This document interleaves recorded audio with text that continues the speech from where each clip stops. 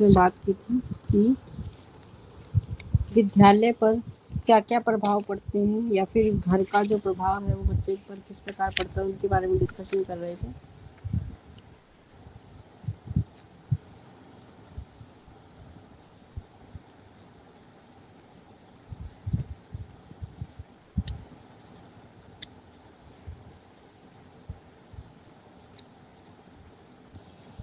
तो लास्ट में हमने बात की थी कि बी कुप्पुस्वामी का जो विचार है उसके आधार पर हमारा जो विद्यालय है उसमें एक विद्यार्थी की जो बातें हैं कि शिक्षा का उसे शिक्षक की आज्ञा का पालन करना चाहिए, एक अच्छा जो है वातावरण उसके लिए हमें बनाना चाहिए। ठीक है, तो उसी से संबंधित हम बात कर रहे थे और आज हम बात करेंगे विद्यालय और शैक्षिक उपलब्धियों के।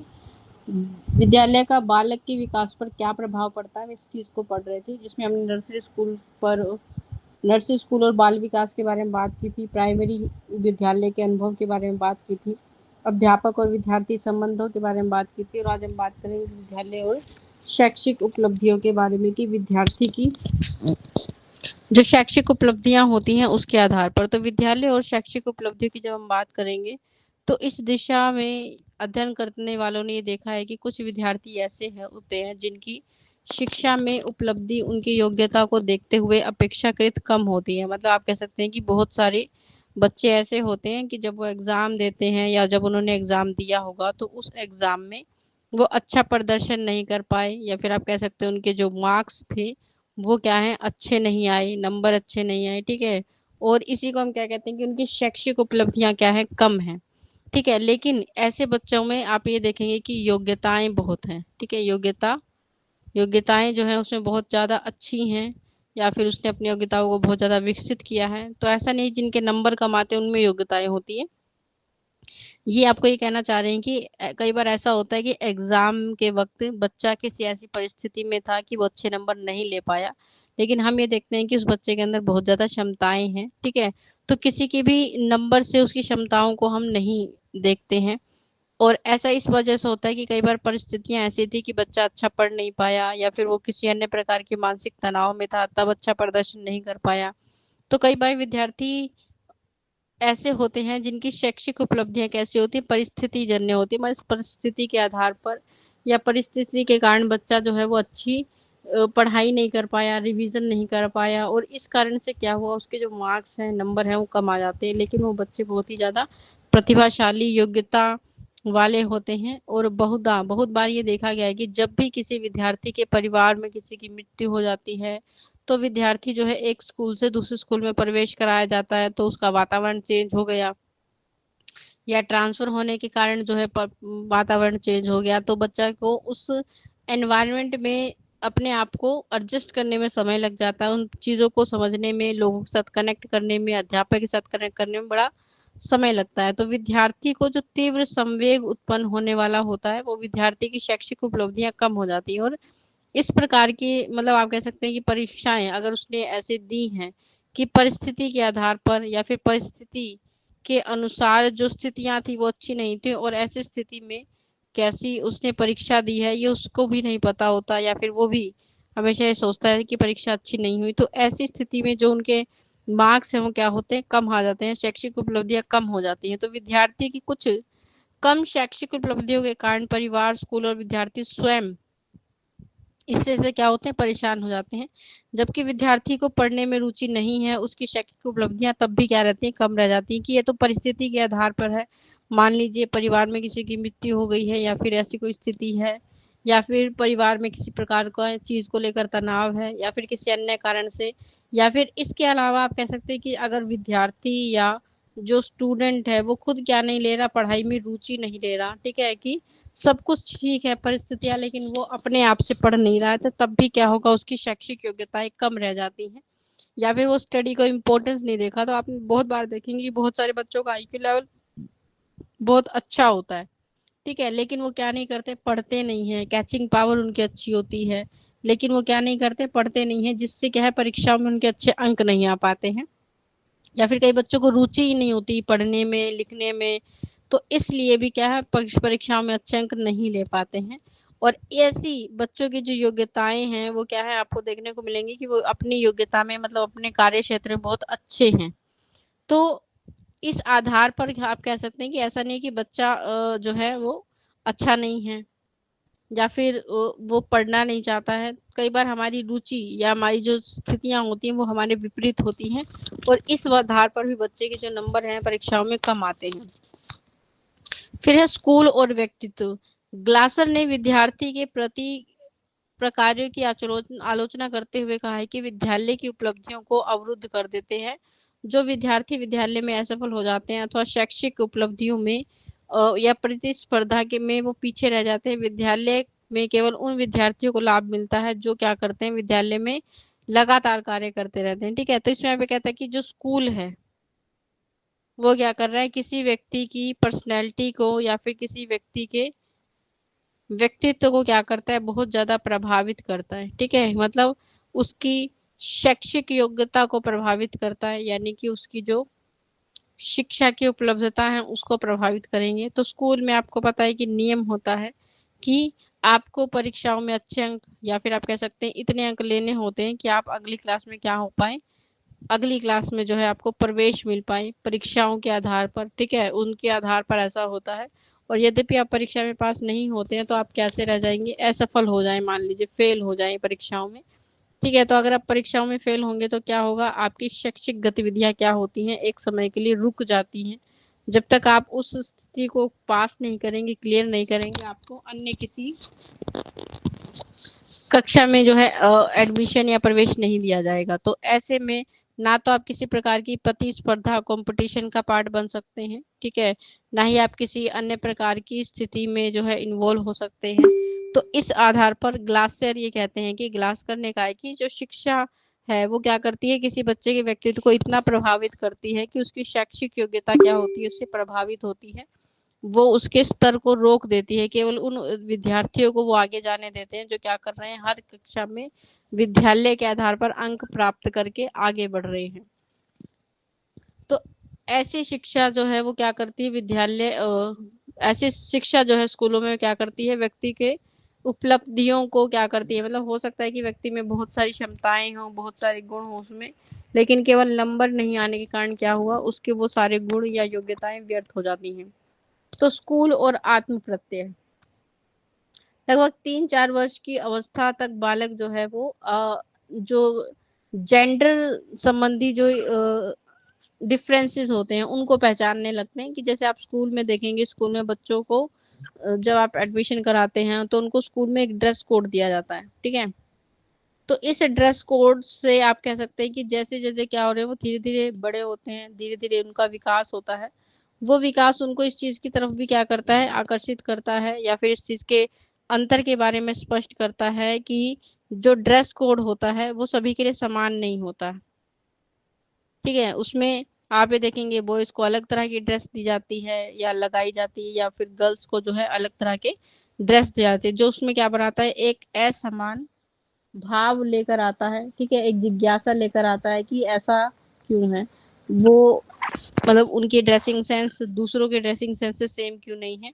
तो अलग अलग पहचान करने लगते हैं, मतलब बच्चों के अंदर क्या हो जाता है, इतनी आइडेंटिफिकेशन का उनके अंदर विकास हो जाता है कि वो इस चीज को पहचान पाते हैं कि हम किस आधार पर, मतलब कपड़ों के आधार पर, कि किस व्यक्ति को हम किस में रखते हैं, लड़कों की श्रेणी में रखते हैं और किसे हम लड़कियों की श्रेणी में रखते हैं। और ये उनकी ड्रेस के आधार पर, मतलब उनके कपड़ों के आधार पर जो है वो क्या करते हैं, इस प्रकार की चीजों में अंतर कर पाते हैं। ठीक है, इसके अलावा उनका जो तरीका है, जैसे हेयर्स के आधार पर आप कह सकते हैं, बालों के आधार पर, तो ऐसी बहुत सारी चीजें हैं जो क्या करती हैं, उनको इस चीज के लिए जिज्ञासु बनाती हैं कि हमारा ड्रेसिंग सेंस अलग क्यों है, या फिर हम किस आधार पर लड़के और लड़की में जो है अंतर करते हैं। तो ऐसे जो डिफरेंसेस हैं उसको जानने के लिए बच्चा क्या होता है, उत्सुक हो उत्सुक होता है, जिज्ञासु होता है, और वो ऐसे परिवर्तन को समझ पाता है। बालक के जीवन पर खेलों के प्रभाव के बारे में बात करेंगे। बालक के जीवन पर खेलों का बहुत प्रभाव पड़ता है। जीवन में विभिन्न क्षेत्रों में खेल का स्वयं का बहुत बड़ा योगदान आपको देखने को मिलता है। तो सबसे पहले हमने बात करेंगे क्रियात्मक खेलों के बारे में। ठीक है, कि जो गेम्स हैं या जो फिर आप कहते हैं स्पोर्ट्स एक्टिविटी है, स्पोर्ट्स एक्टिविटी क्या करती है, बहुत सारी तरह से आपको ये सहयोग करती है।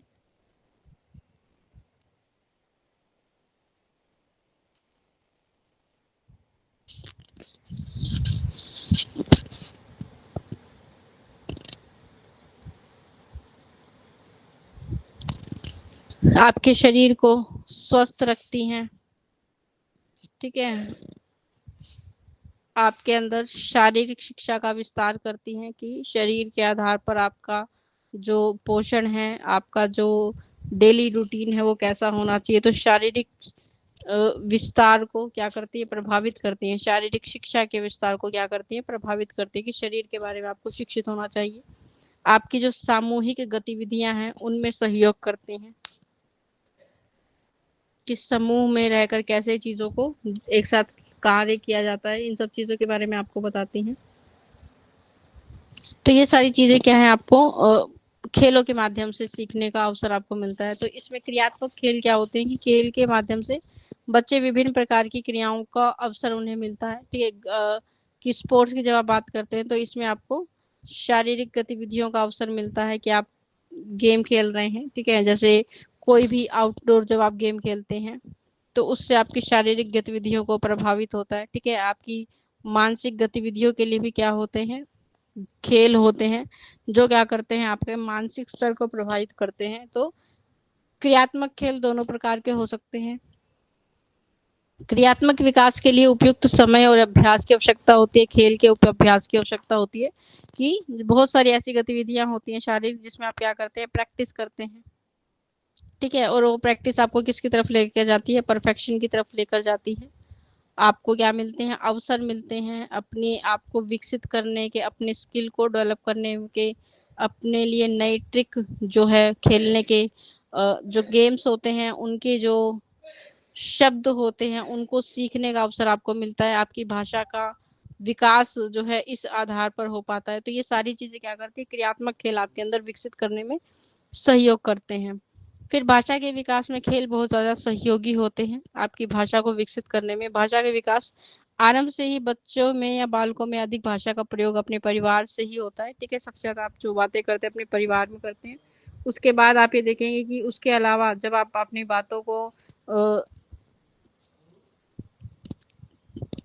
कर रहे हैं तो सबसे ज्यादा आपकी बातें मित्र समूह में होती हैं। वस्तुतः उस भाषा की सर्वाधिक आवश्यकता आपको पड़ती है। तो आपने देखा है कि ऐसे समय में बोलने में आपको किसी प्रकार के नियंत्रण की, किसी प्रकार की फॉर्मेलिटी की आवश्यकता नहीं होती। नए शब्दों का आप सीखते हैं, नई भाषाओं का प्रयोग आप अपने मित्रों के साथ कर सकते हैं, क्योंकि वहां उन्हें मना करने या रोकने टोकने के लिए कोई नहीं होता। तो इस प्रकार आप कह सकते हैं कि क्या कर रहा है, आपकी भाषा को विकसित कर रहा है। नए शब्द सीखने का, नए व्यक्तियों से मिलने का अवसर आपको मिलता है, नए लोगों के विचार सुनने के लिए आपको मिलते हैं। राष्ट्रीय स्तर पर, जिला स्तर पर जब आप खेल खेल रहे हैं तो वहां पर अन्य प्रकार की चीजें आपको सीखने को मिलती हैं जो आपके भाषा से संबंधित। तो अलग अलग स्टेट के लोगों से जब आप मिलते हैं तो वहाँ की रीति रिवाज, वहाँ की जो संस्कृति है उसको जानने का अवसर आपको मिलता है। तो भाषा के विकास में खेल क्या करते हैं, आपके लिए सहयोगी होते हैं। फिर संवेगों से रेचन करें कि अपनी उम्र में अपने उन अनेक बच्चों के साथ खेलते समय विभिन्न प्रकार के बालकों के साथ समायोजन सीखने का अवसर आपको मिलता है, ठीक है। तो मतलब आप कह सकते हैं कि सामूहिक स्तर पर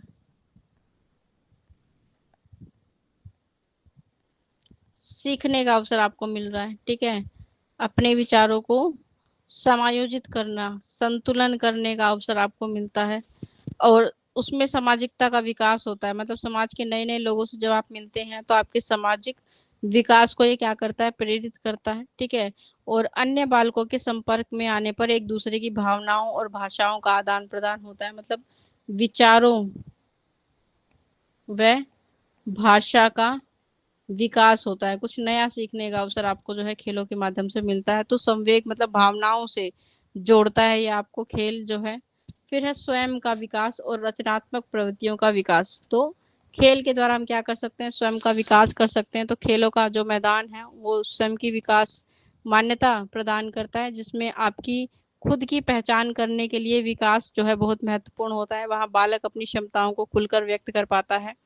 स्वयं का स्तर और अन्य अधिकतम जो उच्चतम कार्य करने का प्रयास करता है। व्यक्ति के रूप में अपनी रुचियां समझना और उन्हें प्रकट करने की कोशिश करता है। स्वयं अपनी धारणाओं को खेलों के माध्यम से प्रकट कर पाता है। ठीक है, तो जब आप स्वयं के विकास की बात करते हैं तो बच्चा जो है वो क्या करता है, जब वो स्वयं का विकास कर रहा है तो आप ये देखेंगे कि खेल के मैदान में बच्चे को उसकी अपनी मान्यताएं प्रदान होती हैं। ठीक है, कि वो स्वतंत्र है अपनी चीजों के लिए। तो स्वतंत्र है, स्वतंत्रता है, तो वह क्या कर रहा है, स्वयं अपने आधार पर चीजों को करने में सक्षम है।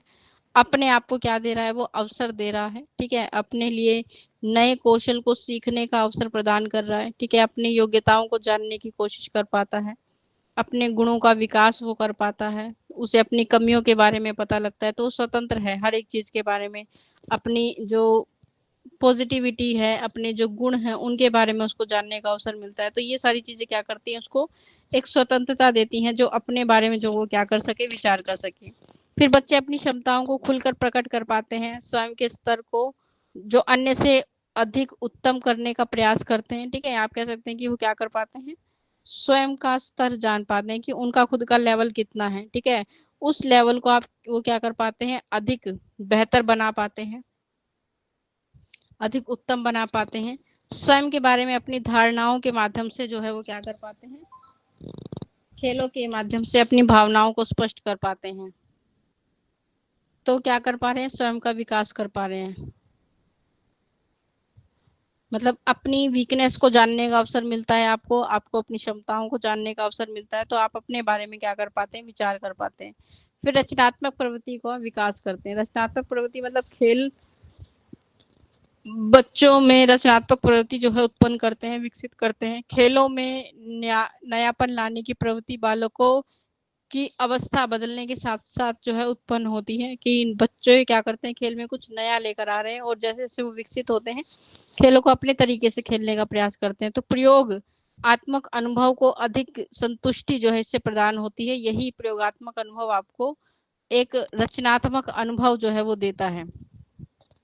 तो जब आप रचनात्मक प्रवृत्तियों की बात करते हैं तो बच्चों के लिए क्या है, ये एक तरह की ऐसी अवस्था को ये उत्पन्न कर रहे हैं जिसमें हम क्या कर रहे हैं, कुछ नया क्रिएटिव करने का कोशिश करते हैं, या फिर आप कह सकते हैं कुछ नया सृजन करना चाहते हैं, खेलों में कुछ नया लेकर आते हैं, या फिर खेलों को जो है में प्रयोग करना। ठीक है, कि खेलों के अंदर हम क्या कर रहे हैं, प्रयोग कर रहे हैं, कि कुछ नया जो है क्या कर रहे हैं, लेकर आ रहे हैं, जो क्या करेगा, आपके खेलों के अनुभव को और बेहतर बनाने की कोशिश करेगा।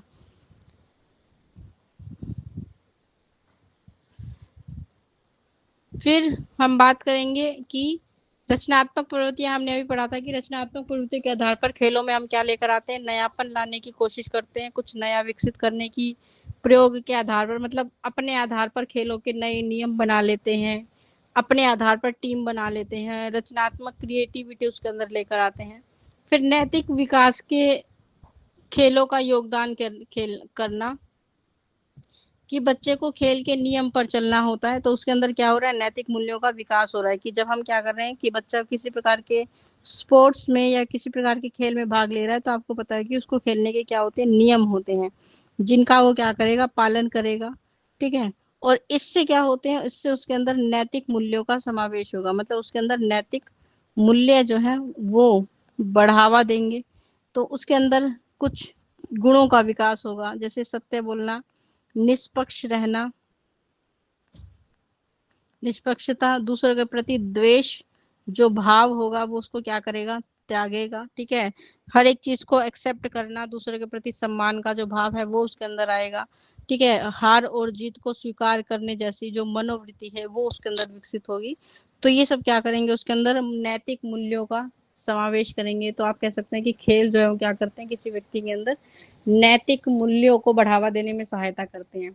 तो निष्पक्षता, सत्य, आत्म संचय, अपने आप को बचाना, बड़ों का सम्मान करना, छोटों को भूलना या फिर उसकी भूलों को भूल जाना, तो हार को स्वीकार करना, ये जैसे नैतिक मूल्य जो है वो बच्चे के अंदर क्या होते हैं, विकसित होते हैं खेलों के माध्यम से। फिर संज्ञानात्मक विकास में सहयोग करना, यानी आपकी बुद्धि के विकास में भी क्या करते हैं, खेल योगदान देते हैं। तो जीन प्याजे के अनुसार आप कहेंगे कि खेलों के माध्यम से बच्चे के संज्ञानात्मक विकास में सहायता मिलती है। खेलों के द्वारा बच्चे अपनी को क्षमताओं और अर्जित कौशल के स्तर को क्या कर सकते हैं, जांच कर सकते हैं, तनाव रहित स्थिति जो है बना सकते हैं। खेल से उन्हें अभ्यास और उपयोग करने का अवसर मिलता है। ठीक है, कि खेल क्या कर रहे हैं, खेल हमारे मानसिक विकास में, मेंटल जो डेवलपमेंट है उसमें हमारा सहयोग करते हैं। ठीक है, ये आपके स्ट्रेस को दूर करते हैं, तनाव को। खेल खेलने के बाद आप हल्का और बेहतर महसूस करते हैं। आपको नए कौशल, नए स्किल्स सिखाने में जो है आपकी सहायता करते हैं। खेलों के द्वारा आप अपनी एबिलिटी को जान पाते हैं, क्षमताओं को जान पाते हैं, और क्षमताओं के आधार पर अपने आप को और ज़्यादा प्रैक्टिस करके बेहतर बना पाते हैं। तो इन सभी चीज़ों में क्या करता है, खेल आपकी सहायता करता है। फिर आपके साथ इस खेलों के माध्यम से आप अपने शारीरिक विकास को भी क्या कर सकते हैं, बढ़ावा दे सकते हैं। शारीरिक विकास में कि खेल के द्वारा मांसपेशियों का विकास होता है, भोजन को पचाने में सहायता मिलती है, भूख अच्छी लगती है। इस प्रकार शरीर बालक के विकास के लिए खेल बहुत ज्यादा महत्वपूर्ण है। बच्चा अगर छोटा है तब भी वो चल नहीं सकता, लेकिन जब वो अपने हाथ पैर को हिला रहा है इधर उधर, तो भी क्या है, उसका शारीरिक व्यायाम हो रहा है, जो उसके शरीर के विकास के लिए क्या करेगा, महत्वपूर्ण योगदान देगा। तो आपकी जो फिजिकल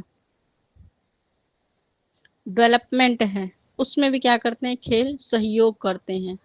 तो फिजिकल डेवलपमेंट जैसे कि आपकी जो मसल्स हैं उनका विकास होना, ठीक है, आपका जो डाइजेशन है उसको बेहतर बनाना, आपकी जो वृद्धि है, आपकी जो ग्रोथ है उस ग्रोथ में सहयोग करता है। ठीक है, आपके डेवलपमेंट यानी विकास में जो है खेल सहयोग करता है।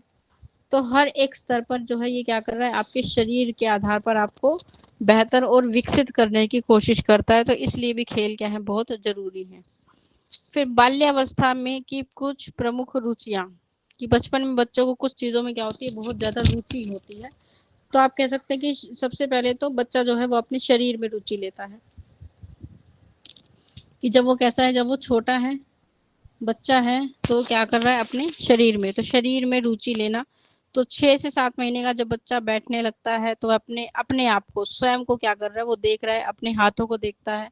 उस अवस्था में वह अपने शरीर के विभिन्न अंगों को देख रहा है, उनको ढूंढने का, उनको जानने का प्रयास करता है।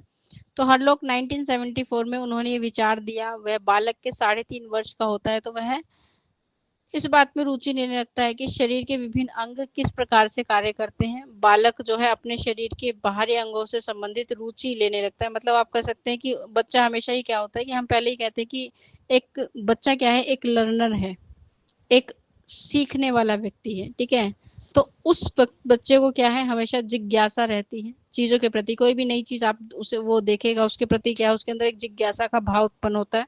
ठीक है, वो क्या करता है, उसके बारे में जानने की कोशिश करता है। ठीक है, और जानने की कोशिश करेगा कि उसके बारे में प्रश्न पूछेगा। लेकिन जब आप बात करते हैं कि एक ऐसे बच्चे के बारे में, ठीक है, जो कैसा है, एक इन्फेंसी पीरियड में है, या फिर आप कह सकते हैं कि वो कितना है,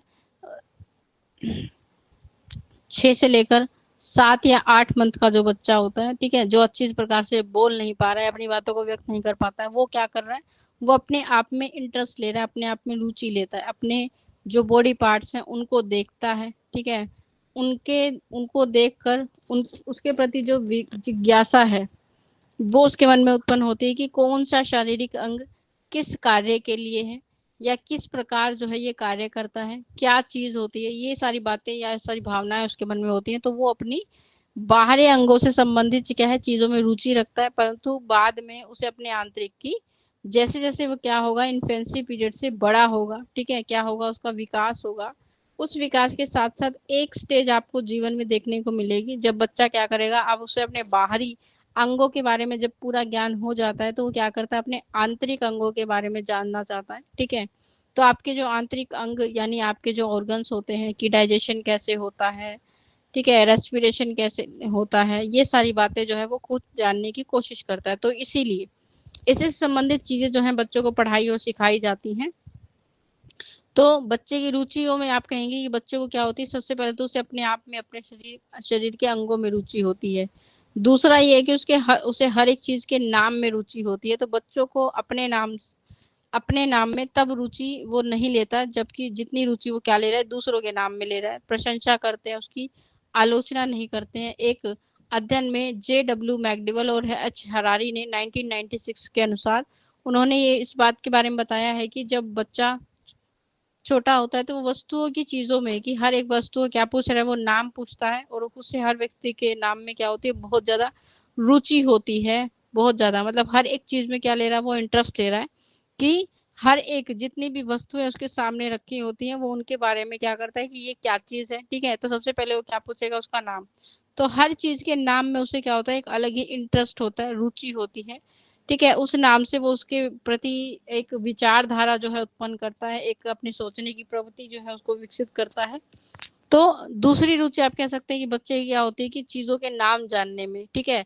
इसके साथ साथ व्यक्तियों के नाम जानने में, इस प्रकार की जो है उसके अंदर क्या होती है, जिज्ञासा होती है। आप कह सकते हैं कि वो क्या है, क्यूरियस है इस चीजों के बारे में जानने के लिए। तो ये सारी चीजें जो है उसके अंदर क्या करेंगी, एक क्यूरियसिटी, जिज्ञासा को जो है उत्पन्न करती हैं। फिर उसे धर्म के बारे में रुचि उत्पन्न होती है, ठीक है। कि धीरे धीरे जैसे जैसे वो विकसित हो रहा है, वो आपको अलग अलग तरह की गतिविधियां जब करता हुआ देखता है, अपने परिवार में नियमों का पालन करते हुए देखता है, तो उसके मन में एक रुचि उत्पन्न होती है कि बाल्यावस्था में बच्चे की धर्म के प्रति रुचि उत्पन्न हो रही है, कि वो पूजा कर रहा है, आपकी तरह धार्मिक कार्यों में रुचि ले रहा है। तो धार्मिक रुचि के दो तत्व होते हैं। पहले तो मतलब पहला तत्व ये होता है कि जैसे मनुष्य की विकास में अलग अलग स्टेजेस आती हैं, ठीक है। उसी में से एक स्टेज होती है हमारी कौन सी, चाइल्डहुड स्टेज, बाल्यकाल की अवस्था, जिसमें हम कह रहे हैं कि बच्चा किस में रुचि ले रहा है, वो धर्म में रुचि लेता है,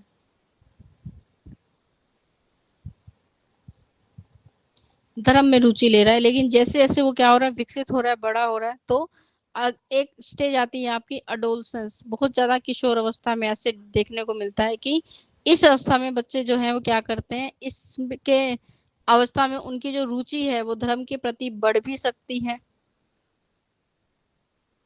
और क्या हो सकता है, इसका अपोजिट यानी विपरीत भी हो सकता है कि वो धर्म में बिल्कुल भी रुचि ना रखे, या फिर उसके विपरीत जो नियम है या जो सिद्धांत हैं उनको प्रूफ करने की या उनको दिखाने की, बताने की बात। तो जैसे बहुत सारे लोगों का आपने सुना होगा कि यद्यपि भगवान होते हैं तो कोई दिखाए, तो ये सब हमारे विश्वास और उस पर निर्भर होता है, ठीक है। तो ये आपकी अपनी दूसरी जो आपकी मानने की प्रवृत्ति है कि नियम या आदतों का पालन करने से आपकी रुचि बढ़ गई है, या नहीं करने से या ना रुचि रखने से आपकी जो है उसके प्रति प्रवृत्ति जो है वो घट गई है। तो प्रशिक्षण बालक के धर्म के प्रति रुचि को विकसित करने में सहायक करता है। 4-5 वर्ष का बच्चा जो है धर्म के प्रति कहानियों में रुचि रखता है, और लगभग 10 से लेकर 11 वर्ष के बच्चे जो है क्या करने लगते हैं, इस चीज पर संदेह करने लगते हैं कि वास्तव में जो कार्य हम कर रहे हैं ऐसा कुछ होता भी है या नहीं। मतलब सत्य की खोज आप कह सकते हैं कि वो करने की कोशिश करते हैं कि इसके किसी भी चीज के होने के पीछे कारण क्या होगा। बहुत सारे सवाल पूछते हैं, जैसे कोई पूजा हो रही है तो क्यों हो रही है, इससे क्या मिलेगा, ऐसे क्वेश्चन। तो वो जो क्या करते हैं, उनकी धर्म के प्रति रुचि को उत्पन्न भी कर सकते हैं, यानी आगे तक ये कंटिन्यू रहे। लेकिन कई लोगों की रुचि जो है वो खत्म भी हो सकती है। दूसरी होती है जेंडर में, यानी किसी व्यक्ति के द्वारा दूसरे अपोजिट करेक्टर में या अपोजिट आप कह सकते हैं जेंडर में इंटरेस्ट लेना। तो छोटे बच्चे अपने खेल में साथियों के साथ जब संपर्क में आते हैं तो उनका अपोजिट सेक्स के प्रति भी क्या होता है, एक इंटरेस्ट या फिर आप कह सकते हैं जिज्ञासा उत्पन्न होती है। तो वैम संधि अवस्था जैसी जो विपरीत आवश्यकताएं होती है, जिसमें हम कहते हैं कि बच्चा क्या हो रहा है, अपोजिट चीजों के प्रति क्या होता है, आकर्षित होता है कि लड़कियों के कपड़े अलग क्यों होते हैं, या लड़कियों के बाल लंबे क्यों होते हैं या लड़कों के नहीं होते, इस प्रकार की, या फिर लड़कियों को ही ऐसे काम क्यों करने होते हैं, ऐसी। तो उनके मन में कुछ प्रश्न होते हैं। तो प्रथम जो बच्चे के अंदर जिज्ञासा होती है, और इस प्रकार की जिज्ञासा को शांत करने के लिए वो क्या करते हैं, सबसे ज्यादा प्रश्न पूछते हैं। तो कुछ अधिक बड़े बच्चे जो हैं शरीर के आधार पर या फिर आप कह सकते हैं उनके कपड़ों के आधार पर बच्चे अपने माता पिता से अलग अलग तरह के प्रश्न पूछते हैं अपनी जिज्ञासाओं को शांत करने के लिए, ठीक है। तो आप कह सकते हैं कि अपोजिट जो जेंडर होता है उसके प्रति भी या फिर उसके प्रति जानकारी या इंफॉर्मेशन के लिए कि वो कैसे होता है, क्या होता है, इस चीज के प्रति भी क्या होती है, उनके अंदर एक जिज्ञासा होती है, ठीक है। तो जैसे हमने अभी बात की थी कि ड्रेस कोड स्कूलों में अलग होता है, ठीक है। हेयर स्टाइल आप देखते हैं कि बच्चों का अलग होता है। आप ये देखेंगे कि उनके जो इंटरेस्ट होते हैं, ठीक है, शारीरिक गतिविधियां या फिर आप कह सकते हैं गेम्स के जो इंटरेस्ट है, या फिर उनकी अपनी जो हॉबीज हैं, वो भी क्या होते हैं, अलग होते हैं। अलग अलग तरह के गेम्स जो है वो खेलने पसंद कर सकते हैं। तो इस आधार पे भी आप कह सकते हैं कि ऐसे प्रश्न वो पूछ सकते हैं कि लड़कियां ऐसे क्यों करती हैं, इस प्रकार के गेम क्यों खेलती हैं, या फिर वो अपने बालों को लंबा क्यों रखते हैं। ये सारे प्रश्न क्या करते हैं, उनकी अपोजिट जेंडर के प्रति जो जिज्ञासा है वो उसको दर्शाते हैं, और बच्चे ज्यादा से ज्यादा प्रश्न पूछकर क्या करते हैं, इसके बारे में जानकारी प्राप्त करने की कोशिश करते हैं।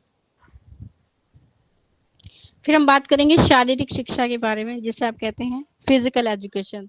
तो शारीरिक शिक्षा से अभिप्राय शरीर को स्वस्थ रखने से है। और आपने भी देखा है कि आपको स्कूल में एक सब्जेक्ट पढ़ाया जाता था, शारीरिक शिक्षा, फिजिकल एजुकेशन जिसे आप कहते हैं।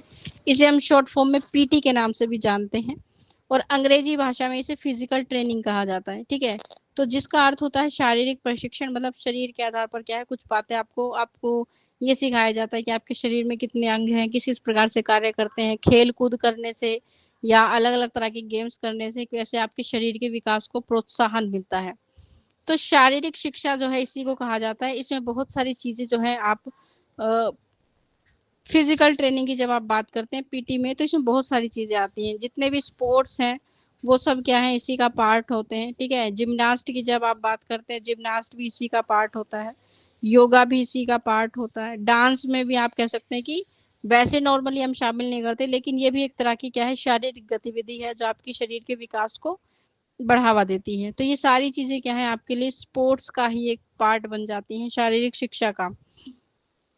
जिम्नास्ट को भी हम शारीरिक शिक्षा के अंदर ही सम्मिलित करते हैं। वास्तव में ये सभी शारीरिक कार्यक्रम है, और शारीरिक शिक्षा अत्यंत विस्तृत होती है, मतलब बहुत सारे इसमें आप कह सकते हैं पार्ट होते हैं।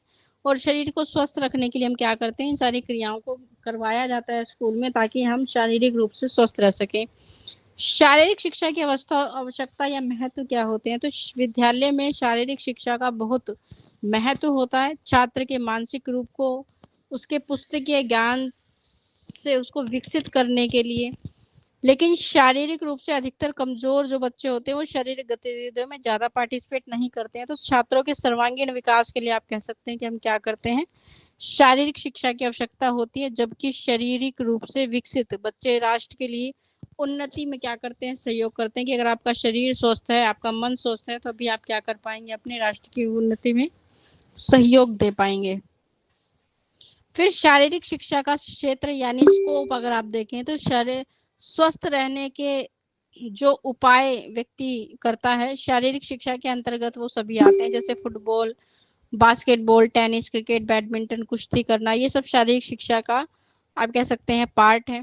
और इसके अतिरिक्त अन्य जैसे नृत्य करना भी क्या है, एक शारीरिक गतिविधि है। इसके अलावा छात्रों की रुचि के आधार पर भी हम क्या कर सकते हैं, उनको शरीर को स्वस्थ रखने के लिए उन्हें ऐसी गतिविधियों का क्या करा सकते हैं, पार्ट बना सकते हैं जो उनके शरीर को स्वस्थ रखने में सहायता करती हैं। फिर शारीरिक शिक्षा के उद्देश्य क्या होते हैं, तो शारीरिक शिक्षा के उद्देश्य की जब हम बात करते हैं, तो शारीरिक शिक्षा के उद्देश्य क्या होते हैं कि शरीर के बारे में जानकारी देना, शरीर के बारे में आपको बताना, कैसे हम अपने शरीर को विकसित कर सकते हैं, बीमारियों से अपने आप को दूर रख सकते हैं।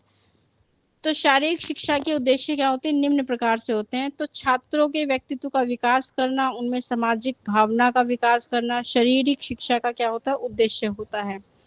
फिर शारीरिक शिक्षा देना से उद्देश्य शरीर का पूर्ण तरह से विकास करना, शरीर को मतलब आपकी फिजिकल जो अपीयरेंस होती है उसको अच्छा और बेहतर बनाना, आपकी पर्सनैलिटी को विकसित करना, मांसपेशियों को मजबूत करना, शारीरिक शिक्षा के कार्यक्रमों में आता है। फिर छात्रों को मनोरंजन करना, मतलब बच्चों के लिए क्या होना चाहिए, एक प्रकार की आप कह सकते हैं ये संसाधन का भी तरीका हो सकता है कि बच्चे सारा दिन पढ़ते पढ़ते बोर हो जाते हैं या उनका मस्तिष्क काम करना बंद कर देता है। तो मनोरंजन के लिए भी खेल कूद का होना बहुत जरूरी है, जो आपके अंदर अलग भावनाओं को, अलग प्रकार की चीजों को विकसित करते हैं, जो आपकी शारीरिक शिक्षा के लिए क्या होते हैं, बहुत जरूरी होते हैं। और ये आपके विकास में क्या करेंगे, योगदान देंगे।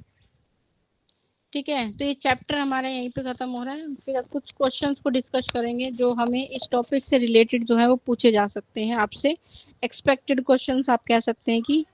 तो बालक के जीवन में खेलों का क्या महत्व होता है, तो आप ये देखेंगे कि बहुत ज्यादा महत्व होता है, अत्यंत महत्वपूर्ण, कम महत्वपूर्ण होते हैं, बिल्कुल महत्वपूर्ण नहीं होते, या फिर इनमें से कोई नहीं। तो आप ये देखेंगे कि बच्चे के जीवन में खेल का बहुत महत्व होता है। वो आपके शारीरिक नहीं, केवल मानसिक संतुलन को बनाने में भी आपका सहयोग करते हैं। बहुत सारी चीजों में क्या करते हैं, आपके लिए बहुत ज्यादा इंपॉर्टेंट रोल ये प्ले करते हैं। तो हर तरह के जब हम बात करते हैं किसके, सर्वांगीण विकास की, तो इसलिए हम कह सकते हैं कि ये क्या करते हैं, हमारे सर्वांगीण विकास को प्रोत्साहित करते हैं। आपके शारीरिक आपके शारीरिक स्वास्थ्य के लिए भी बहुत जरूरी है, मानसिक स्वास्थ्य के लिए भी बहुत जरूरी है। आपके अंदर जो संवेग है उनको नियंत्रित करता है, मतलब आपके जो इमोशंस हैं उसको कंट्रोल करने में आपको सहयोग देते हैं। एक सामाजिक भावना आपके अंदर विकसित करते हैं, लीडरशिप की क्वालिटी आपके अंदर डेवलप करते हैं। तो इसलिए हम कह सकते हैं कि खेल क्या है, हमारे लिए बहुत ज़्यादा इम्पोर्टेंट रोल प्ले करते हैं। फिर खेल के माध्यम से बच्चों को क्या अवसर प्राप्त होते हैं, कि आपको किस किस चीज का अवसर मिल सकता है खेल के माध्यम से। तो विभिन्न प्रकार के अवसर करने का, मतलब क्रियाएं, गतिविधियां करने का आपको अवसर मिलता है। शारीरिक गतिविधियां कर रहे हैं, मानसिक गतिविधियां आप कर रहे हैं, अपने मनोरंजन के लिए कोई एक्टिविटी आप कर रहे हैं। तो केवल शारीरिक गतिविधियों का अवसर आपको प्राप्त होता है, केवल मानसिक गतिविधियों का आपको अवसर प्राप्त होता है, या फिर कोई नहीं। तो आप ये देखेंगे जब आप खेल खेलते हैं तो खेल खेलने से आपको अलग अलग तरह के विभिन्न प्रकार की गतिविधियां करने का अवसर आपको मिलता है। आपको अपने आप को विकसित करने का अवसर मिलता है, आपको अपने स्तर पर जो है चीजों को बेहतर बनाने का अवसर मिलता है। ठीक है, आप अपने स्किल को बेहतर कर पाते हैं। तो ये सारी मतलब अलग अलग तरह के शारीरिक अवसर भी मिलता है आपको, मानसिक रूप से अपने आप को विकसित करने का अवसर मिलता है, भावनात्मक स्तर पर खुद को मजबूत करने का अवसर मिलता है, कि भावनाओं के आधार पर आप चीजों को एक्सेप्ट करना सीखते हैं। जैसे हमने भी बात की कि खेलों के माध्यम से हम हार जीत, सत्य बोलना, नैतिक मूल्यों का जो समावेश है वो होता है। तो ये क्या कर रहा है, आपके अंदर विभिन्न प्रकार के अवसर उपलब्ध करा रहा है, जो आपके लिए अलग अलग विकास को क्या करेगा, प्रोत्साहित करेगा। फिर क्रियात्मक विकास के लिए क्या आवश्यक है। क्रियात्मक विकास हमने अभी पढ़ा था कि जो विकास किसके आधार पर होता है, गतिविधि के आधार पर। तो उपयुक्त समय पर अभ्यास करना, खेलों में भाग ना लेना, केवल पढ़ाई में ध्यान देना, या उपयुक्त में से कोई नहीं। तो आप ये देखेंगे कि जब भी आप क्या कर रहे हैं, कोई गतिविधि कर रहे हैं, कोई एक्टिविटी या कोई गेम खेलते हैं, तो उस खेल के साथ उसका उपयुक्त समय पर अभ्यास करना क्या है, हमारे लिए बहुत जरूरी है। क्योंकि अगर आप प्रैक्टिस नहीं कर पाते तो आप अपनी योग्यता को नहीं जान पाते, आप अपनी कमियों को नहीं जान पाते, नई जो ट्रिक्स आप कह सकते हैं, या अपने आप को सामने वाली प्रतिस्पर्धा के लिए तैयार करना आप कहते हैं, उसके लिए आपको अवसर नहीं मिल पाएगा। तो सही समय पर जो भी गेम आप खेल रहे हैं, चाहे शारीरिक स्तर पर आप खेल रहे हो, चाहे मानसिक स्तर पर खेल रहे हो, उसके लिए प्रैक्टिस की, अभ्यास की बहुत आवश्यकता होती है। फिर है बालक के विकास के आधार पर खेल की क्या भूमिका होती है। बालक के विकास में खेल की क्या बहुत महत्वपूर्ण भूमिका होती है, अभी हमने पढ़ा था। तो शारीरिक और मानसिक विकास में सहयोग देता है, बिल्कुल ठीक है। केवल शारीरिक विकास में देता है, बिल्कुल नहीं। मानसिक विकास में देगा, सिर्फ नहीं। उपयुक्त में थे, कोई नहीं। तो आप ये देखेंगे कि जब हम बात करते हैं कि बालक के विकास में खेलों का क्या महत्व है, तो ये आपको शारीरिक और मानसिक दोनों स्तर पर क्या करते हैं, सहयोग करते हैं, कि आपकी मानसिक भावनाओं को बढ़ावा देंगे, और साथ साथ में आपके शरीर को भी क्या बनाते हैं, मजबूत बनाते हैं, विकसित करते हैं। फिर खेलों के माध्यम से बच्चे क्या सीखते हैं। खेलों के माध्यम से सहयोग और टीम वर्क, केवल व्यक्तिगत प्रदर्शन करना, केवल प्रतिस्पर्धा, या फिर उपरोक्त में से कोई नहीं। तो आप ये देखेंगे खेलों के माध्यम से बच्चा क्या सीख रहा है, सहयोग करना सीखता है। एक टीम में जब वो खेल रहा है तो क्या कर रहा है, एक टीम के लिए कार्य कर रहा है। तो दूसरों को सहयोग करना, दूसरों के आधार पर चलना, दूसरों की बातों का या आज्ञा का पालन करना, जो है सारी भावनाएं उसके अंदर विकसित होती हैं। तो आप कह सकते हैं कि वो क्या कर रहा है, सहयोग कर रहा है और टीम वर्क में अपना कार्य कर रहा है। तो खेलों का बच्चे के या बालक के सामाजिक विकास पर क्या प्रभाव पड़ता है। तो सामाजिक विकास यानी आप जिन लोगों के साथ रहते हैं उस समाज के साथ आपके विकास में, तो खेल क्या करते हैं, सामाजिक कौशल को विकसित करते हैं, सामाजिक कौशल में कमी करते हैं, या कोई प्रभाव नहीं पड़ता खेलों का हमारे सामाजिक विकास पर, या फिर इनमें से कोई नहीं। तो आप ये देखेंगे कि खेल क्या कर रहे हैं, आपके अंदर सामाजिक विकास को बढ़ावा देते हैं, समाज में नए नए लोगों से मिलने का अवसर आपको मिलता है, अपनी भाषा को विस्तारित करने का अवसर आपको मिलता है, अपने आप को, अपने विचारों को जो है लोगों के सामने रखने का आपको अवसर मिलता है, दूसरे के विचारों को सुनकर अपने आप में बदलाव या परिवर्तन लाने का आपको अवसर मिलता है। तो आप कह सकते हैं कि सामाजिक कौशल में क्या करते हैं, सुधार लेकर आते हैं। फिर खेलों में भाग लेने से बच्चों के अंदर कौन सा गुण विकसित होता है। ठीक है, तो अभी हमने बात की थी कि खेलों में भाग लेने से बच्चों के अंदर क्या होता है, सहयोग और टीम वर्क जो है वो उनके अंदर क्या होती है, विकसित होती है। एक ही क्वेश्चन है, लेकिन इस क्वेश्चन को आप देखिए कि घुमाकर भी आपसे पूछा जा सकता है। तो सहयोग और टीम वर्क जो है विकसित होता है। फिर नैतिक मूल्यों के विकास में खेलों की क्या भूमिका होती है। नैतिक मूल्यों की अभी हमने बात की थी कि नैतिक मूल्य में बच्चे जैसे सत्य बोलना, निष्पक्षता का भाव उनके अंदर उत्पन्न होता है, और दूसरों के साथ काम करने का, सहयोग करने का भाव उनके अंदर विकसित होता है। तो खेलों से नैतिक मूल्यों में कमी आती है, बिल्कुल गलत है ये। खेलों से निष्पक्षता, सत्य और आत्मसंयम जैसे नैतिक मूल्य विकसित होते हैं, ठीक बात है। और खेलों का नैतिक मूल्य पर कोई प्रभाव नहीं पड़ता, या फिर उपरोक्त में से कोई नहीं। तो आप ये देख रहे हैं कि खेलों के माध्यम से हम क्या कर पाते हैं, बच्चे निष्पक्ष बन पाते हैं, सत्य और आत्म संयम, खुद को नियंत्रित करने जैसे नैतिक मूल्यों का क्या होता है, उनके अंदर विकास होता है। फिर बच्चे खेल समूह में क्या सीखते हैं, बच्चे खेल के नियम सीख रहे हैं। केवल बच्चे निष्पक्षता, सत्य और आत्मसम्मान की भावना को सीख रहे हैं, केवल जीतने की तकनीक सीख रहे हैं, या उपरोक्त में से कोई नहीं।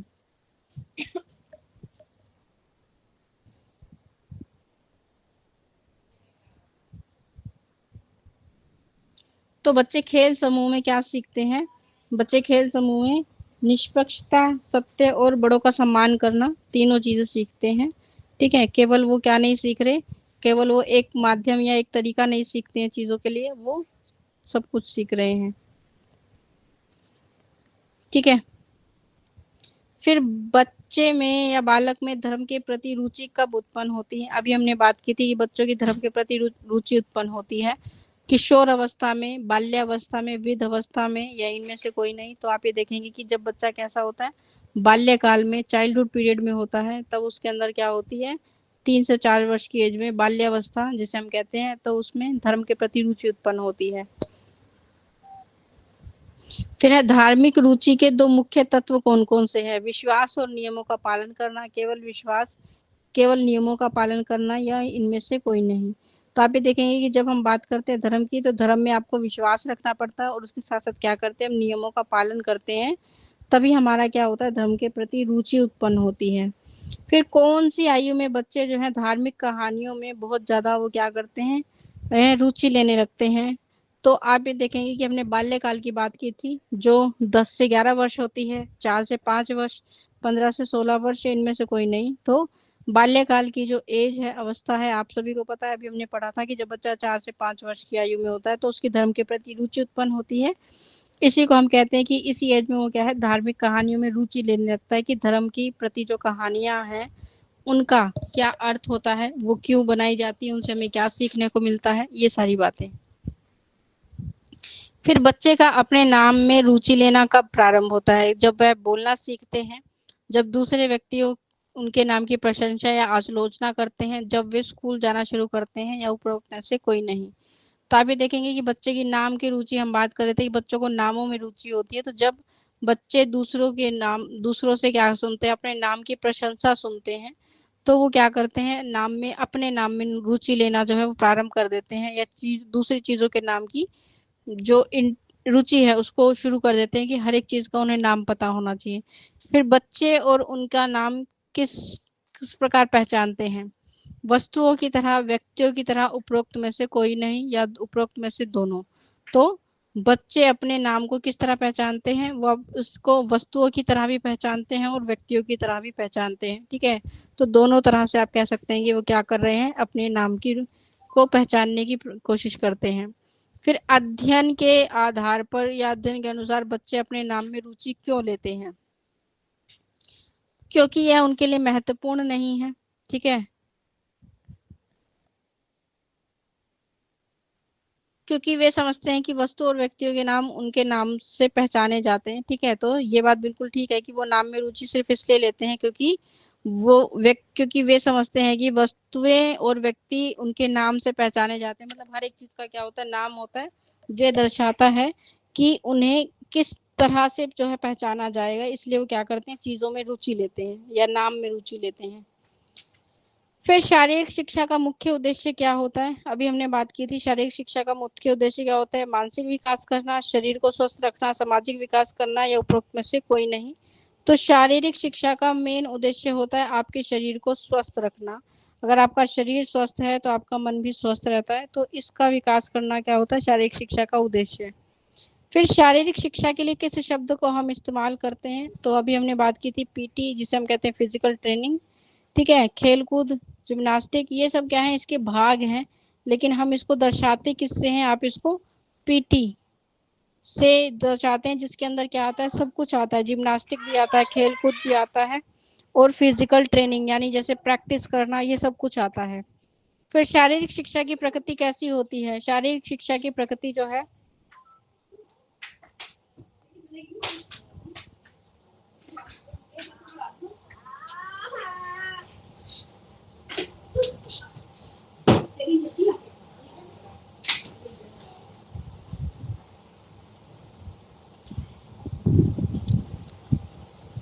शारीरिक शिक्षा की प्रकृति कैसी होती है? सीमित, अत्यंत विस्तृत, केवल शारीरिक क्रियाओं का, या फिर उपरोक्त में से कोई नहीं। तो शारीरिक शिक्षा में बहुत सारी चीजें सम्मिलित होती है, जिसमें हम कहते हैं कि शारीरिक शिक्षा का जो क्षेत्र है बहुत ज्यादा विस्तार वाला होता है। जैसे हमने अभी बात की कि उसमें खेलकूद और ट्रेनिंग भी शामिल होते हैं, ठीक है।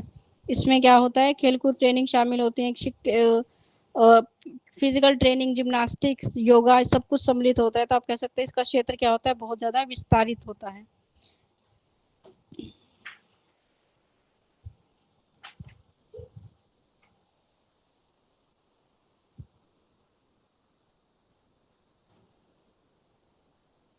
फिर बच्चों को नई भाषा या नई शब्दों को प्रयोग करना कहाँ सीखते हैं? तो हमने अभी देखा था कि जब हम बात करते हैं कि बच्चे अपनी नई भाषा या फिर नए शब्दों को सीखते हैं, तो सबसे ज्यादा परिवार में, स्कूल में, मित्र समूह में, उपरोक्त में से कोई नहीं। तो जब भी आप ये देखेंगे बच्चा किसी नए शब्द का इस्तेमाल कर रहे हैं, जहां पर कोई बंधन उसके ऊपर नहीं लगेगा, वो अपने मित्रों के साथ करता है, जहां वहां उसे कोई रोकता नहीं है, टोकता नहीं है, तो किसी भी प्रकार के शब्दों से क्या कर सकता है, बातचीत कर सकता है। तो इसलिए वो क्या करता है, नए शब्दों का प्रयोग हमेशा मित्र के समूह में करेगा। फिर बच्चों की सामाजिक विकास की जब हम बात करते हैं, सामाजिक विकास में क्या महत्वपूर्ण भूमिका निभाते हैं? तो परिवार, स्कूल, अपने उम्र के साथ खेलना, या फिर उपरोक्त में से सही। तो सामाजिक चीजों में यानी समाज के साथ विकसित करने में, कि बच्चा जब अपनी ही एज के लोगों के साथ क्या करता है, खेलता है, तो उसका सामाजिक विकास ज्यादा बेहतर और ज्यादा अच्छा होता है। फिर बच्चों में की भाषा के विकास के प्रभाव को क्या करते हैं? तो परिवार और मित्र समूह दोनों ही क्या करते हैं, सबसे ज्यादा उसकी भाषा के विकास को प्रभावित करते हैं। केवल परिवार तो, क्योंकि परिवार में बच्चा कुछ समय के लिए, या फिर आप कह सकते हैं कि जितने लोग होंगे उतने ही समय तक वो क्या करता है, उपरोक्त में से कोई नहीं। और विद्यालय में भी आप ये देखेंगे कि जो चीजें हैं बच्चा उतना ज्यादा उसमें क्या है, सिर्फ सीखने के आधार पर जाता है, और अभी वो क्या कर रहा है, भाषा को वहां सीख रहा है। तो हम कह सकते हैं परिवार और मित्र समूह दोनों जगह पे वो क्या कर रहा है, ज्यादातर अपनी भाषा के विकास को क्या करता है, उसके क्षेत्र को प्रभावित करता है, ठीक है।